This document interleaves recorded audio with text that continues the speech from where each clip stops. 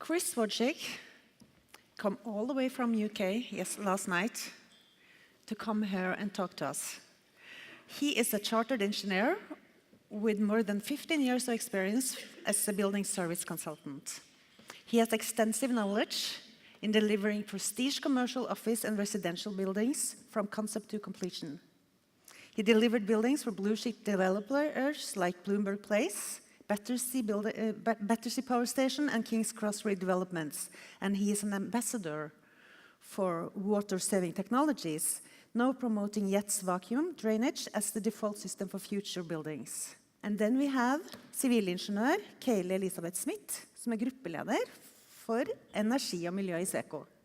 Keyleigh er utdannet Master of Engineering og Management i Australia, og jobber nå med utforming av fremtidens bygg i Sweco. Keyleigh er opptatt av å dra BREEAM-samfunnet i riktig retning, og jobber derfor mye med miljøambisjonene til byggeiere, leietakere, entreprenører og andre fagpersoner i markedet. Keyleigh and Kris, the stage is yours to present how air can save water. Thank you. Let me take you first to 2018, and if you try to picture a situation where a town has run out of water, the capital city is in a panic stage, and the army is on standby. And this is not London after Brexit, I hope. This is a true story from Cape Town, capital city, 4 million capital city in South Africa, when local government announced that there are water shortages. And from now on, thousands of people are queuing day and night to fill the bucket with water. But they lack because they had some rain in the end and the water is back. And when I say back, it's available, but it's restricted to 50 liters per day per person. Now, whether this is a lot or not, we're going to learn later. But this just shows you that this is not an isolated case. And that there are some conditions which perhaps trigger water shortages. And this is location, climate, and technology we use.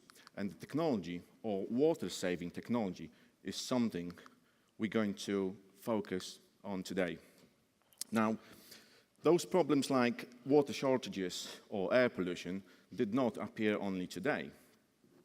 And we are trying to address those with help and encouragement from local government or institutions like the European Green Capital Award, which Oslo is lucky winner for 2019. Congratulations, Oslo. And being a green capital, you must be thinking you must be good in saving water as well. Well, anyone brave to say how much water you use per day? I can tell you. You use 160 liters on average per day as an Oslo citizen. Whether this is a lot or not, we're going to learn later. Now, these graphs, and look at that from a city perspective, where we show that perhaps Oslo is using nearly as much as it is producing. So the population of Oslo is growing, while the water production is not. This perhaps shows as well that technology is not up to speed with the growing population. So you remember Cape Town, 50 liters per person, and Oslo for the Green Capital Award was competing with many cities, including Tallinn or Lisbon. Now, is that 160 liters a lot? Well, it's for you to judge, for me to remind you that if the water demand doesn't match the water production, that can lead to water shortages. And perhaps in certain times, like last summer, which some of you perhaps received a text message from your water supplying asking you to stop using water for your garden and car washing.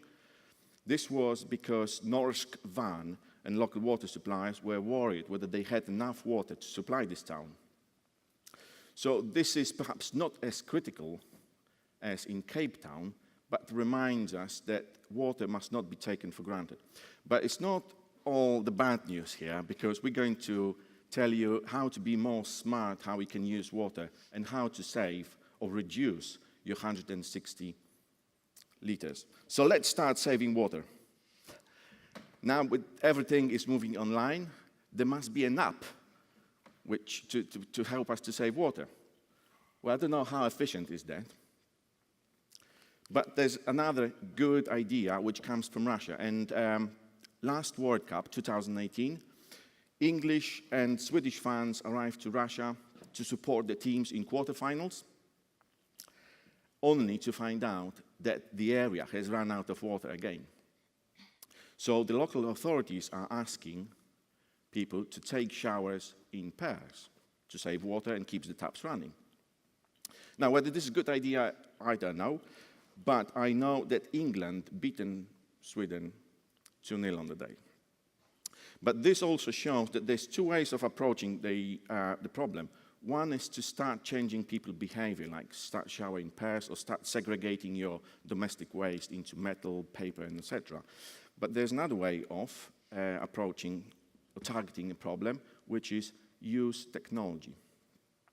And technology is something we want to focus today, and Keyleigh Smith from Sweco is going to tell us more about the latest new technology we used on Bloomberg building in London. Yeah. Thank you, Kris. So I'm going to take you on a short trip through the prestigious building, Bloomberg London Headquarters, a project that Sweco has been a part of designing, developing, and optimizing in collaboration with such as Kris and his company, the architects, Fosters and Partners, and of course the client, Michael Bloomberg. Yep. So the building was finalized in 2017, and as you can see, it has won a lot of prizes since then. But the most amazing one, in my eyes, is the BREEAM score of 99.1%. That's the highest score ever reached. And then classifying for the highest class being outstanding. So this makes Bloomberg building definitely a building of the future. So the building is located in the middle of London City, as you can see on the picture here, with the challenges that presents. I'm mentioning logistics, tight building sites, air pollution, and of course the fact that while constructing the building, they actually restored an ancient Roman temple in the underground floors. So that's pretty amazing, and that means that they had to think outside the box when it comes to both the building process and also the building solutions. So here are some of the innovative ideas or solutions in this building. There are many more, but we only have a few minutes here today. So we start with the facade, because the facade breathes. The bronze fins open up and they let fresh air into the building, which is drawn through the open plan office and out through the atrium roof, as you can see on the top building there.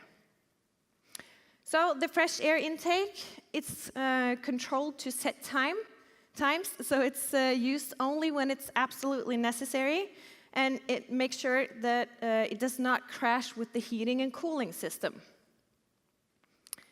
Next up, Sweco was lucky to be a part of designing this a truly integrated ceiling. LED lighting, cooling, and acoustic qualities are all incorporated into this one beautiful architectural feature, as you can see here. So all the elements are optimized to ensure that the best possible indoor climate is made. And it's also of the energy usage for the lighting is reduced by 40% compared to a similar building. So that's pretty amazing. And it's all in one element. So the tri-generation system, it's really the heart of the building. The combined heat and power systems are placed down in the cellar, and there are 3 units the size of this train on the right side here. So it's pretty massive. This system provides both heating, cooling, electricity, and hot water to the building by burning natural gas. And that's not all. The waste heat from this system, and there's a lot of waste heat, It's actually transferred to a cooling system, which is used to cool down the building. Really optimizes the output of the generation system. So this results in carbon emission saving or reduction of 35%. And for Michael Bloomberg, the client, to achieve his goal of being carbon-free, he actually bought 3 solar farms in the Western UK to offset the remaining emissions. So all electricity is covered, and the reductions from this system only is equivalent to driving around the world 120 times each year. What do you say about that? So the last innovative feature of today, the water reduction savings are astonishing 73%, and that's amazing. It's reduced to the absolutely necessary, and I bet you're asking yourself right now, is this possible, or how is this possible? Well, by using rainwater, grey water, and features such as vacuum drainage. The vacuum drainage solution in this building was actually awarded BREEAM Innovation Credit, alongside with the facade and the integrated ceiling, for being the first of its kind in an office building. Oh, of course, I forgot. 73% reduction is equivalent to 10 25-meter Olympic pools each year is in saving. Just to show you the perspective, it's a lot. So, Kris will now continue with some more details on water reductions. And you can come over to me on the stand in the corner there afterwards if you have any questions. Thank you. So we say 25 million liters per year, which is quite impressive, which is perhaps what Bergen City would use in 6 months. We practiced that one. Thank you very much. I can confirm because I was part of the team delivering that. So, but it's not always we've got access to grey water, recycled water. So how can we be smart? And this is where air can help you to save water. And it can help you to save a lot because we can flush toilets with air. Or to be more precise, to transport what we flush in the toilet. So in a traditional toilet, if you imagine, if you press the button, we use water and gravity to transport from the toilet to outside. But if we start using air for transportation, we can use 80% less water. And this is what we call vacuum drainage. And it looks more or less like this.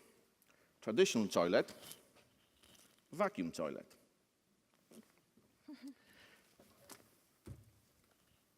And I know it works because we've been doing this for 30 years.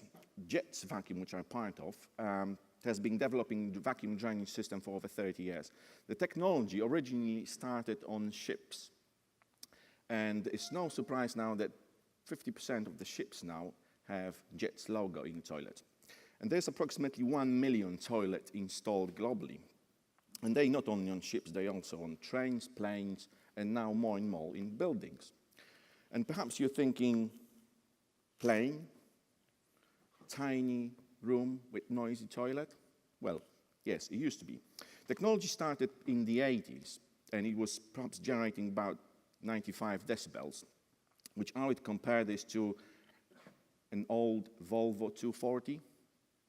Some perhaps remember that car. Good car, classic, future classic. But today's toilet is doing only 65, which is very, very similar to a traditional toilet. And I would compare this to new modern Tesla Model X. So vacuum drainage, we know, can deliver benefits, and this is mainly the general water saving. But it's not only that.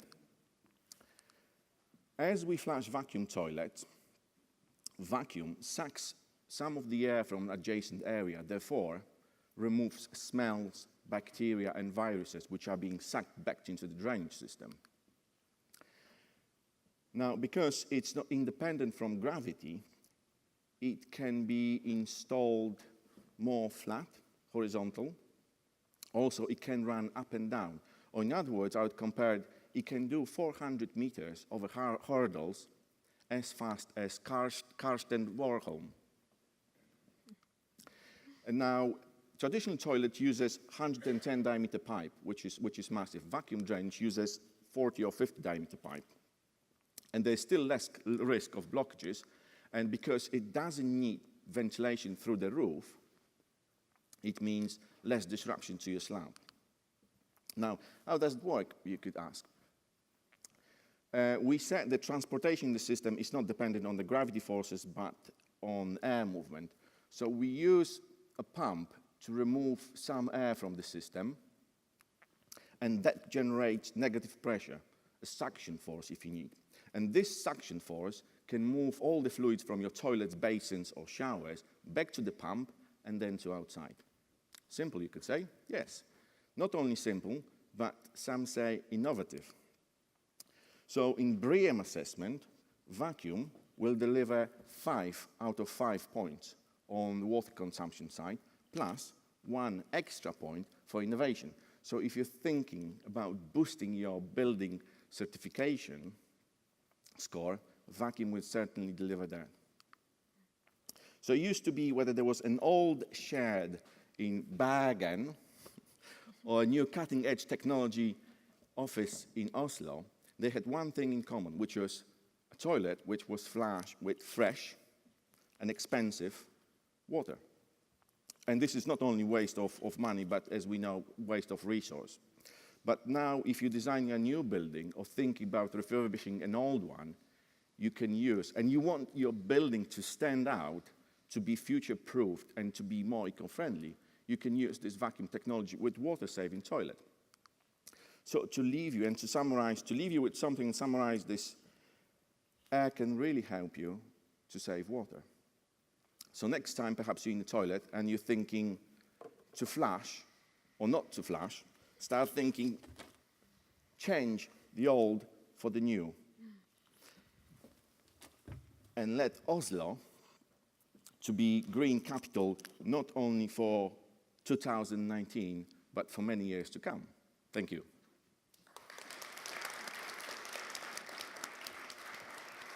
Thank you. This is very innovative, very exciting. I have a book for you. This is in Norwegian, but since you're good at practicing your Norwegian, I thought that was a good idea. She good? She good. Thank you. Tusen takk. Takk.